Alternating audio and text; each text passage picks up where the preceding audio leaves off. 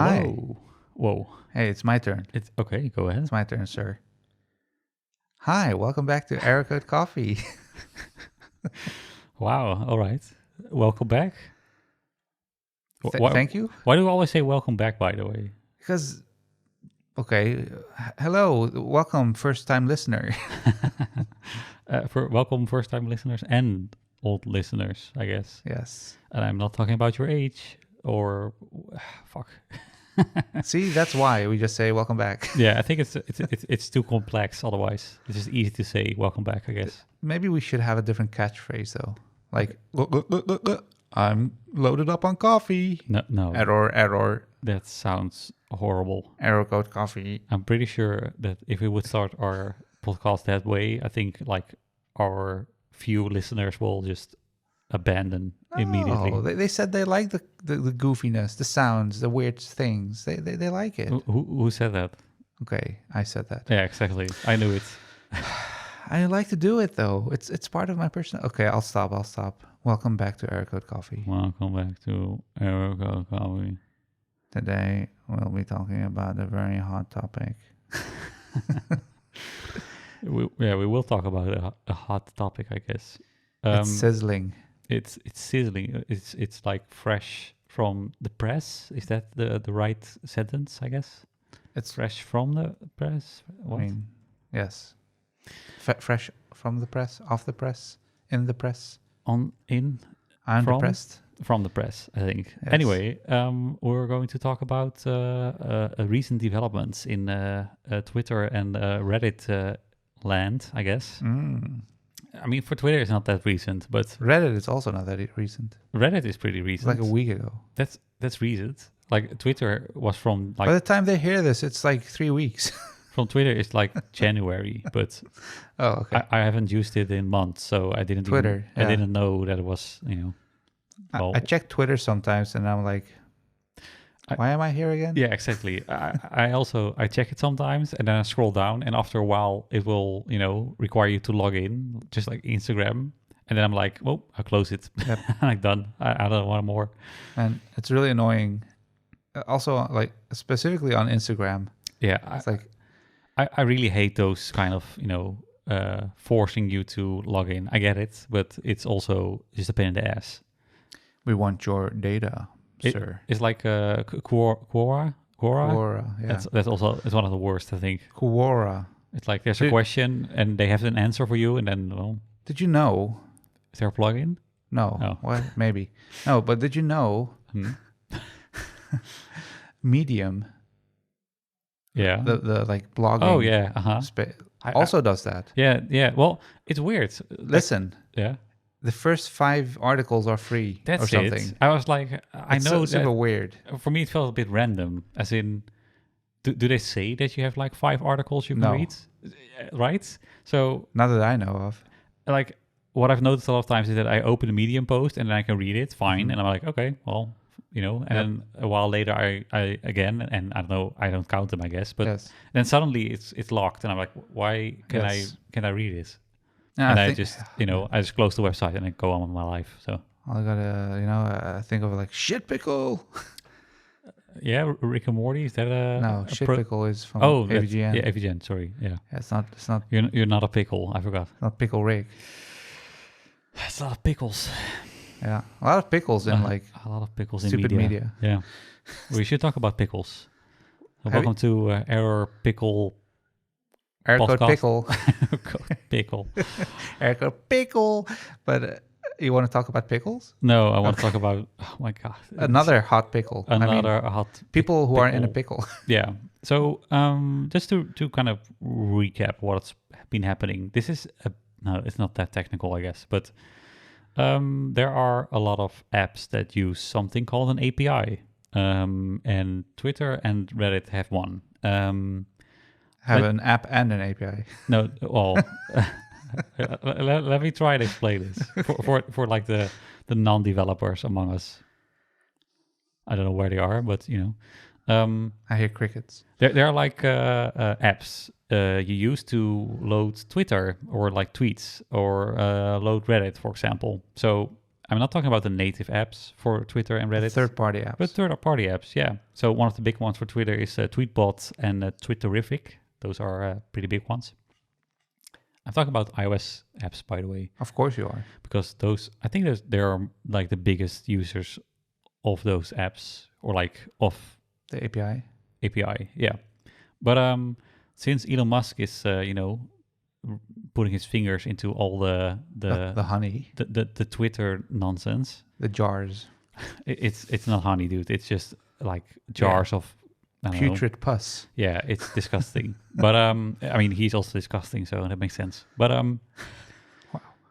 what? he's a dick and a racist. Yeah, and, I don't like him either. A horrible person. So yeah, true. But anyway, Twitter or Elon Musk decided that all those apps, they use data from Twitter to retrieve like tweets, for example, or when you tweet from them, it puts data to Twitter. And he decided that, well, you have to pay now to use those functionalities. It used to be free, right? It used to be free, yeah. And that's kind of normal that you have to pay for API access a lot of times. But the problem is that Twitter and Reddit right now, they are charging way too much for usage for those types of apps. Mm-hmm. So the reason issue that arose, I guess, was for Apollo. That's a Reddit app for iOS. It's I think the biggest. I'm pretty sure it's the biggest Reddit client for iOS. Mm-hmm. They were forced to close their app because the API pricing was insane. So Apollo has 7 billion requests per month, and that would cost the creator of Apollo $1.7 million per month. Yep. Or $20 million per year. Damn. So those are insane numbers. And just to be clear, like these apps don't normally charge like a monthly fee. And I mean, even then, let's see. He says that the average Apollo user uses 344 requests per day. That's not a lot, I think. I mean, it depends on how many users. That's like per person, it's not too much. But if it's like millions of users, yeah. Sure. Yeah. It's probably somewhere in here how many he has. I think you have to calculate it. Oh boy. But I can calculate it while you're going on. But so what he says is that if he only kept subscription users, so not every user on the Apollo app is a subscriber, I guess. So you can pay monthly, but it's like for a few extra functionalities, it's not necessary. But that would cost $250 per month for all those subscribers, and that's double already over the current subscription cost. So, and that's only to break even, not even like earn something from that. And let's see. It's just insane to charge those amounts for API usage, and it's also they only announced the pricing I think like a month ago, so it was like, well, you have a month to fix this or pay us, otherwise we will. That's crazy. We will cut it off. It's like a, I don't know, like a heroin pusher. So like, oh, you got stuck on our stuff now, huh? You want some more? Well, now you got to pay the real deal, boy. Yeah, they make you addicted, and then they fuck you over, I guess. Okay, but this just literally means that they're just saying fuck you to the developers of third-party apps. Yeah, I mean, and this is only one case. I mean, all the other apps will also cease to exist because no one's going to pay these amounts of money to Reddit to keep their apps because it's not sustainable for anyone. What also is happening a lot, or was talked about a lot, specifically for Twitter, is that the reason for these pricing increases, or even like pricing in general, is that they want to reduce the amount of bots that misuse the API. Mm-hmm. It's still not a it's still a bad excuse because it's still overpriced. As in, you could charge way less, and then you already filter out all the bots or like the misuse on the platforms. Like, it doesn't have to be these crazy amounts of money to filter out those bots. So this sounds more like a way to try and force out all the third-party apps and make you use the native app. Yeah. So for Reddit, for example, they have a native app, and it's terrible. But also they use a lot of advertisements everywhere. So that's how they earn a lot of money, right? Mm-hmm. And all these third-party apps don't have any advertisements, and they might have subscriptions for specific functionalities. Yes. But of course, all that money is not going to Reddit. So yeah, but it's also they don't ask for a lot of money anyway. Those third-party apps. No, again, like they just want to have like something to keep up the app and some extra money for maybe like one salary or something. Yeah, it's not like they're forced. Okay, so people choose to make third-party apps because they notice that the native apps are kind of garbage. Yeah, and they spend a lot of like development time. They it's like a living they make out of it, but also it's a lot of work, and it's also a passion project kind of. Yeah, I think because Reddit's community is great, but Reddit's platform is garbo. Yes. So people are like, let's keep the community at the same place on Reddit, but let's change the platform. Yeah, change the bad part about it. Yeah, so the API and keeps the original like data. You know what I mean? Like the whole platform still functions. Functionally, it still works. Yeah, but the environment is different because of the third-party application. They choose to style it differently. They choose to preview posts differently. Like images and stuff would probably load better. Yeah, faster. For example, the video player in native Reddit is like unusable. Yes, it's terrible. It's so true. It like buffers and it doesn't. You cannot. It's reload it and stuff. Like I can't imagine why. Like how can you mess something like that up this badly? But yeah. So yeah, like people choose to make these third-party applications to help people, stay on Reddit and to keep the communities alive. Yeah. Because honestly, like Reddit's new website, like new design. Yeah. It's not new anymore, but like, sure, it still is the new design. I cannot use it. My computer freezes, literally. It crashes my browser sometimes. Yeah. It's so heavy. And like, it's not just functionally, it's not as good as the previous one. Yeah. And it looks nicer, I guess. Sure. Yeah. But that's not why we use Reddit. We use it to consume the posts, the articles. Yeah, and I think like it's the same with Twitter, I guess. But like Reddit, the big like how do you call that? The big feature of Reddit was that it's a really light and like also visually it was really simple and clear, and it was just a fast way to read articles or whatever posts. Yeah. And with all these like extra styling fluff and I don't know, the really annoying loading and just everything. And the ads. The ads, yeah. It makes everything harder for the users. And that's something that all these third-party apps solved. Yes. Luckily. And it's, to be honest, the only reason why I was using Reddit because those apps, they existed. Yep. Yeah. I can imagine like it's not fun to be on Reddit's native applications. No. And it's also the same with Twitter, for me at least. Like I haven't used Twitter in like months, or I even had like 1 or 2 year completely off Twitter, I think. But when I use Twitter, I always use Tweetbot because that was like a really basic, minimalistic. It's a very old school one, right? Yeah, it is. I think Tweetbot existed for like 13 years or something like that. 13 years. No, not 30. Let's see. 12 plus years. Okay, sure. Yeah, April 2011. It's also dead. It's dead now. Yeah, Yeah. Oh no. And also like Twitterific, there was also a big one. And it's funny because that's from 2007. And that was made before Twitter made its own iOS app. So there was like the ground, how do you call that? Like the base layer for Twitter. Yes. And made Twitter's existence, bigger and possible. Yep.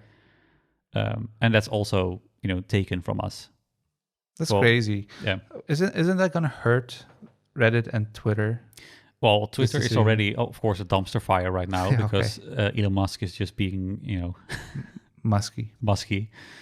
But yeah, so of course, I always take it with a grain of salt, I guess. But a lot of people are saying, well, if this will happen and third-party apps will shut down, I'm going to quit Reddit, because the only reason why I am using Reddit is because those third-party apps, function normally as expected. Yes. So, yeah, a lot of people are expecting that the usage of Reddit will drop drastically. Mm-hmm. But Reddit itself is saying like, well, it's only 0.3% or something that use Reddit through a third-party app, which I can't. Way. Yeah, I can't. No way. I can't believe. So I'm pretty sure they're bullshitting and trying to, downplay it.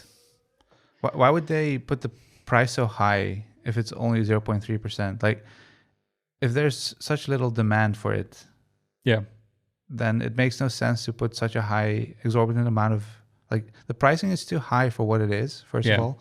But if it's already like, only very few people use it, and the third-party apps aren't actually like the problem why we're losing money. Exactly, right? If it was 0.3%, they're not losing that or like losing any money, or maybe a little bit, but you're not losing money because people are on Reddit. They're using the environment. Sure. Yeah, but I mean like server costs or the cost for all the requests and the servers that you have to keep up. But I have this strange feeling that people reading and lurking on Reddit are like 90% of Reddit users. Sure, yeah. And only like 10% are actively like creating content. Yeah. I mean, I'm one of them. I used to like answer questions and stuff on like web dev r/web dev. Uh-huh. But I would normally not post anything. And I think a lot of people are also just like consume Reddit instead of actually actively provide new content in it. And that's what I'm saying is Reddit is kind of like you have 10-15% of people who are active on Reddit, create content, and the rest is all like consuming. Yeah. If you give the people who are active on it like tools that are frustrating to use, and like people who are consuming it, tools that are also frustrating to use, you're gonna like create an issue for both parties. Nobody's gonna use it anymore, and specifically like power users are people who look for third-party apps to create their experience, like a better experience for themselves. Yeah, I mean, that's like in general, right? Like third-party apps mostly exist because the native apps don't provide the things that we need. Yes, and like, for example, probably never gonna install a third-party app because I'm not that much of an avid Reddit user. I check it once, like a few times a week, and then I'm on my computer, on my browser. Okay. So like the people who are going to use it are probably people who are very active or at least very like they rely on Reddit for something, or they create content there, they share content.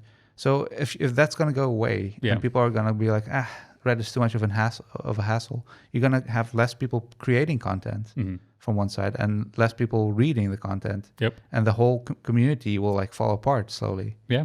I think like it's not only the fact that third-party apps are going to be, they're just being shit on right now. It's also the fact that the whole community relies on third-party apps to be like active. Yeah. So if that goes away, the community is just going to fall apart. Yeah. So I'm also expecting that to happen. It's also I wasn't there when it happened, but Dig. Oh yeah. Like Dig also died But how did they die? Well, I don't know, but I think it was like almost the same bullshit that's happening right now with Reddit.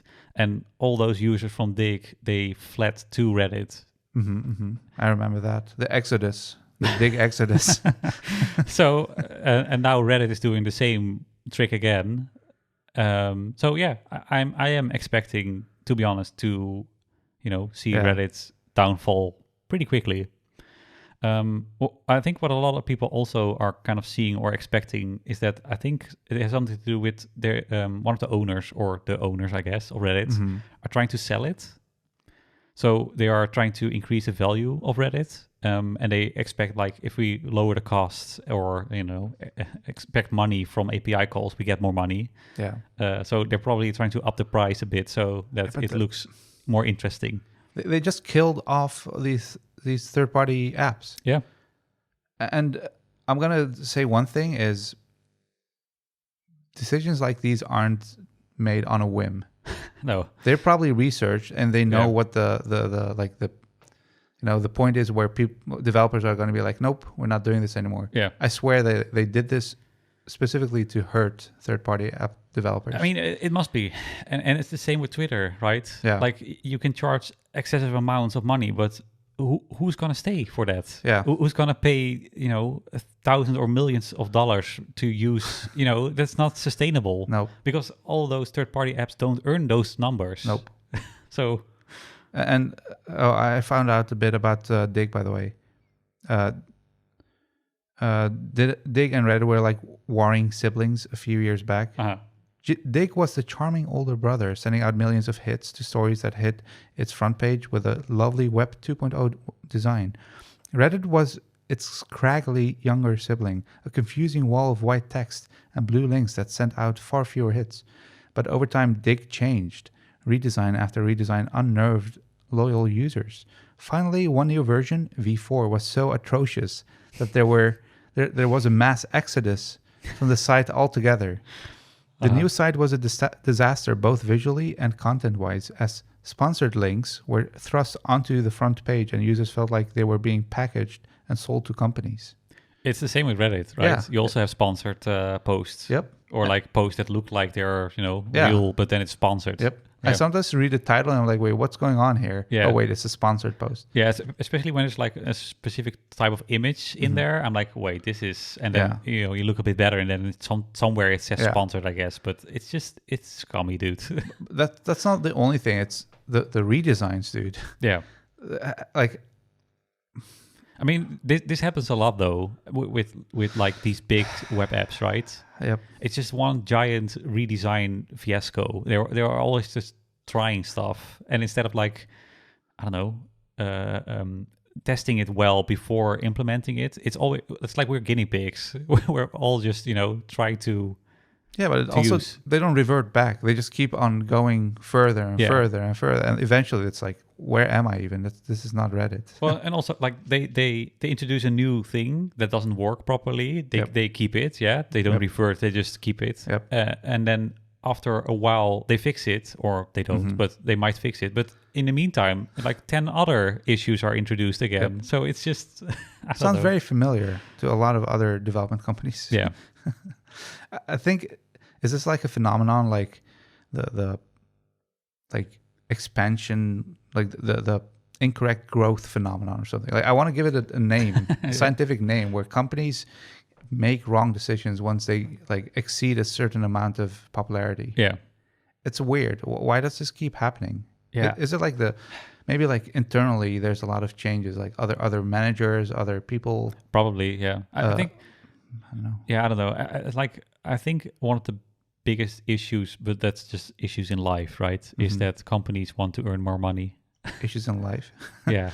What if we just abolish money and people don't work for money anymore? We just have a base salary. Or we trade like seashells with each other. She sells. Okay, I can't even do it. Seashells. She sells seashore. Oh God, I'm not even going to attempt it. I like, honestly, this is another topic, but like the incentive for more money is really bad for most communities. Yeah. And it stems maybe from like the feeling of being unequal. So like Sure, yeah. and greed, of course. Greed. I wanted to say, I don't think it's inequality. I think it's greed, to be honest. Yeah, it's like, but like that's always been a thing with companies, right? Yeah. They earn money, and it's like it always has to go up. yes, You know, that line has always. it's not. Yeah, It's like it's never like, oh, it's it's We're stable. sustaining, yeah. No, that no one cares about that. They want it to go up. So if you don't show green numbers, yeah, exactly. it's not a good year, a good month, good year, a good week, whatever. Yeah. Yeah. So yeah, like eventually you have to do these kind of things to make it go up. Yeah, I don't know. It sounds like it's self-destructive behavior. Mhm. You know, like if you are a company and you're like, we need more money. Let's just, force the third-party app developers to spend millions of dollars, even though they are not going to be able to do that. Like, in what world is that a positive thing? Unless they think like, oh, maybe 50% will be driven back to the native app, and then we'll get some advertisement. Yeah. So yeah, that's the one possibility, right? Yeah. But I'm like, especially the way it's handled right now, I can't imagine that people are very open and acceptable to switching to the Reddit native app, for example.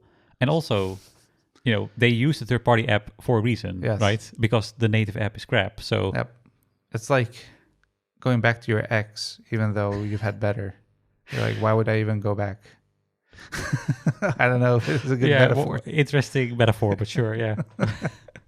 It's the same feeling. Like, it doesn't leave a good taste in your mouth if you think about it. Well, it's shit, Yeah. You don't want to go back, but you might have to. No, you don't. That's the point. Well, yeah. That's sure. the point. Yeah, Like, sure. why would you go back to your ex? I would rather be alone. I would rather not have Sure. Reddit's garbage app. And again, it's the same with Twitter. That's like also most third-party apps, or I think all, like, not all, but maybe there are some, I guess, but also shut down because of the pricing. And let's see. Yeah, They're saying, show me like, some numbers. Yeah, let's give some numbers. So Twitter they had tiers starting at $500,000 a year. Starting. Yeah, starting. What the? For access to 0.3% of the company's tweets. So it's like only 0.3% of the whole, like, Twitter catalog, or like what's available on Twitter, for $500,000 a year. What kind of company will earn enough to to pay those amounts of? Yes, no one, right?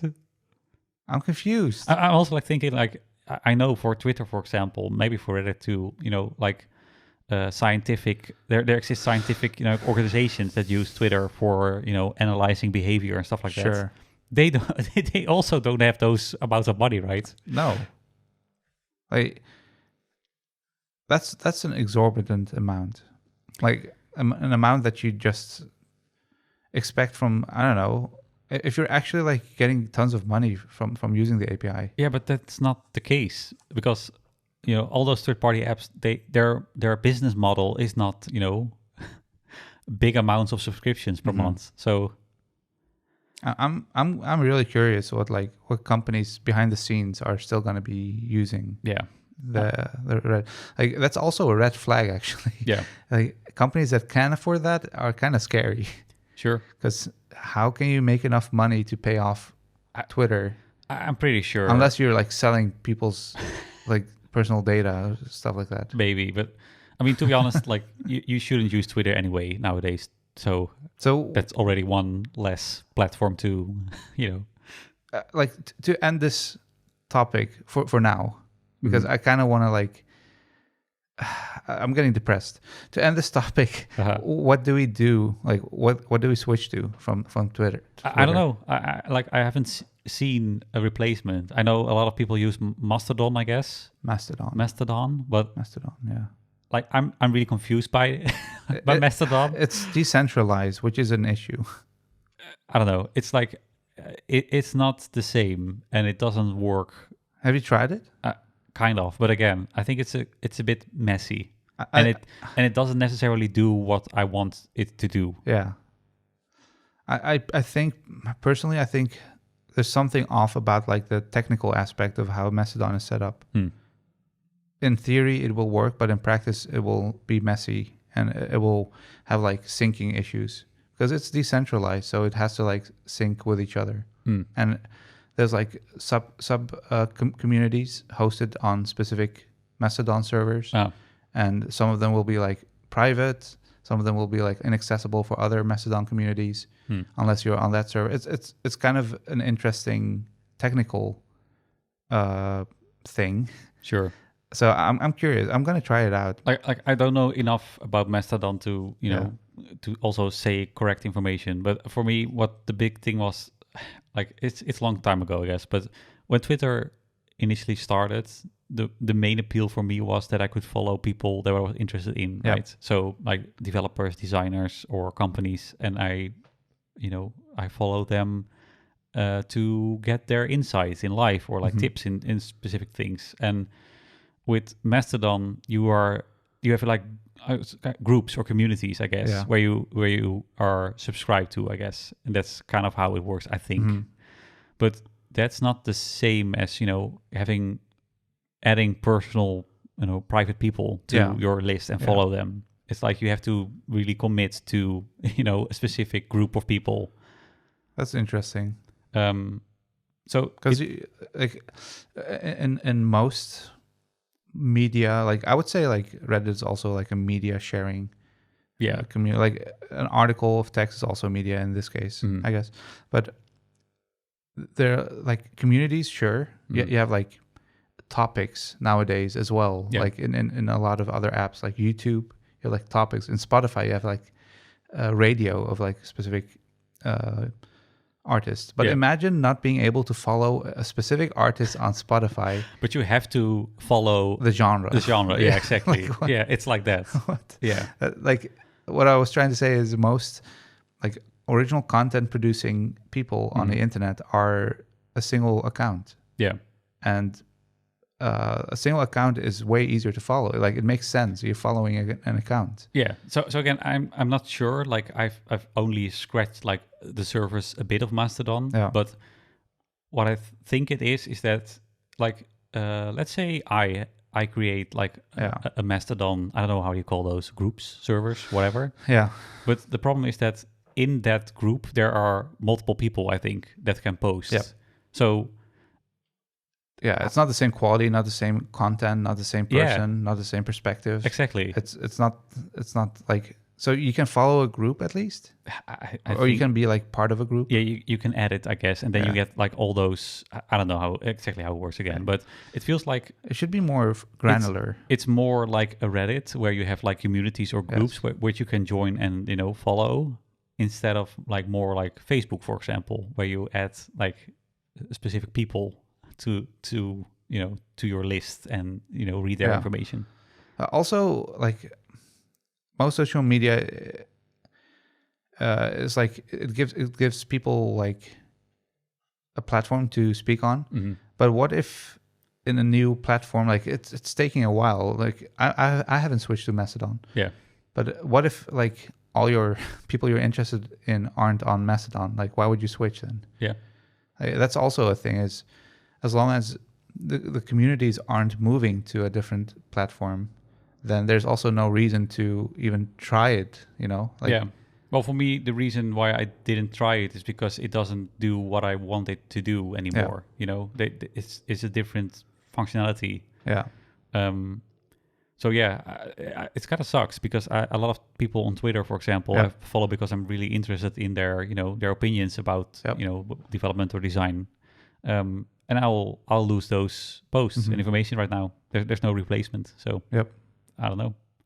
Yeah, I think like the number one point that if I'm looking up like Mastodon is people are really unhappy about the user experience, the UX with like picking servers. Yeah, exactly. Or groups. That's and how do you like see messages from everyone? Where do you find and search people and accounts? And I think also the problem with grouping people is that you create like echo chambers of specific types of groups, you know? Yeah.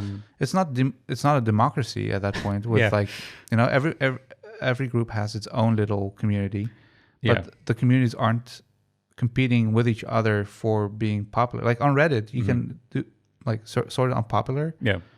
And you'll see like news from around the world. Yeah. Sometimes like subreddits that are, I don't know, random Azerbaijan or something comes up because something happened there, and people around the world like see it and post it, like upvote it, I guess. Yeah. But what you mean is like that's a way to discover new interesting things that you wouldn't find otherwise. Well, right? it's also a democracy in that way where all like good posts or information gets, you know, upped and more visible. Yeah, but it's also from every type of topic. Every type of community can have a platform at the popular, and it gets discovered. And if you have groups and you can't like discover other groups directly, like you have to look for it. You have to specifically look for exactly. Then it's not the same. It doesn't serve the same function. Yeah. You know, it's not a platform for everyone. It's a platform for that group. Mm-hmm. And then if you want a different group, you go to a different group. But yeah, and also like I'm not sure, but if you are in like a group about a specific topic, for example, and you don't want to talk about that specific topic, what? Do you have to switch groups? Like, can you talk about other stuff than what the group was specifically made for? I think you're supposed to have multiple groups, but that's the whole thing. It's like technically it's very complicated. But that's annoying, right? Yeah. It's just the thing with Twitter, for example, was that you can just, you know, fart into the internet space. Yeah. Yep.